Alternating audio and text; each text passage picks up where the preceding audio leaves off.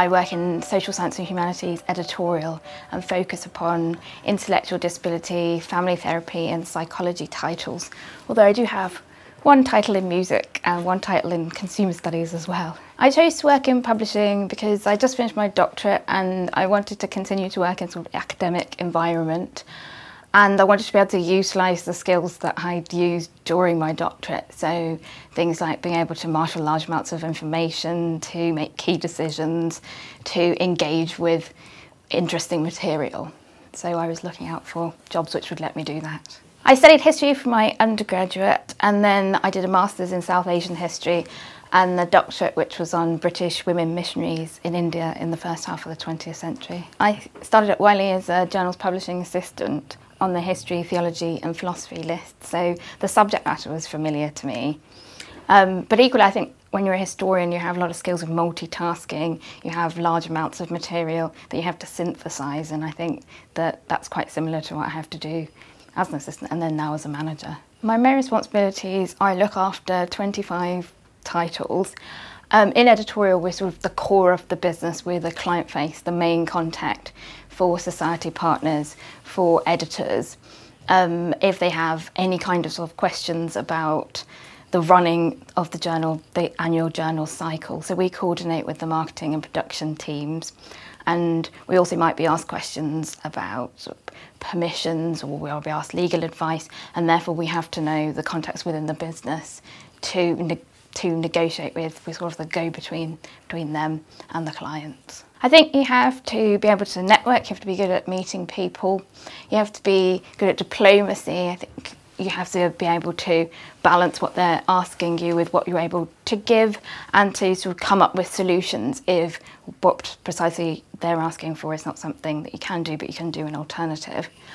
I think you have to, as I said before, be good at multitasking, because you've got lots and lots of queries coming in at once. You have to be good at prioritisation, to say, this one I'll deal with now, that one can wait till a bit later. What's most interesting to me is that publishing has changed immeasurably in the last 20 years because of digitisation, because of new government policies, open access mandates. And what I enjoy doing is meeting clients and finding ways that we can make these relevant to them and understandable to them, and presenting these new challenges as more opportunities than threats. I think when you feel that you have used your expertise to find a solution for your society partners, for the editors, that really works. So, for example, yesterday I had 2 client meetings, and one particular journal were mentioning that they'd like to expand into new global markets like China and India. So I was able to use my knowledge of what we're doing in terms of social media at Wiley, things like Wiley's Asia blog in China and Japan, and say, well, perhaps we could use this to help you. I think it's a very friendly culture, it's a very positive culture. I think it's a culture of opportunity.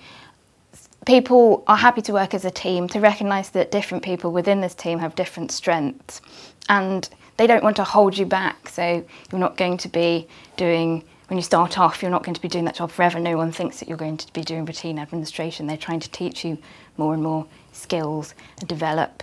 So there are huge amounts of opportunities for learning new skills, like learning how to manage meetings, learning about new areas of the business, digital developments.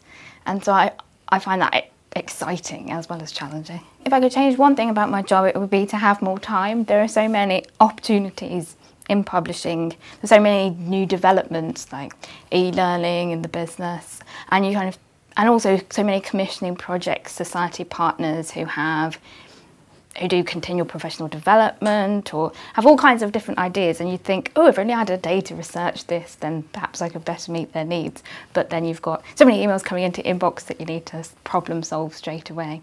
So I just like more hours in the day. The piece of advice that I give anybody who wanted to work in publishing would be, think about the skills that you already have and how these could be transferred to the publishing industry.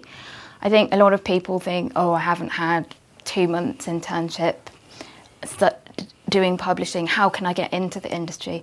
And they should think about the kind of time management skills, the kind of multitasking skills, the kind of detailed subject knowledge that they might have developed elsewhere, and how these can be shifted into a publishing role.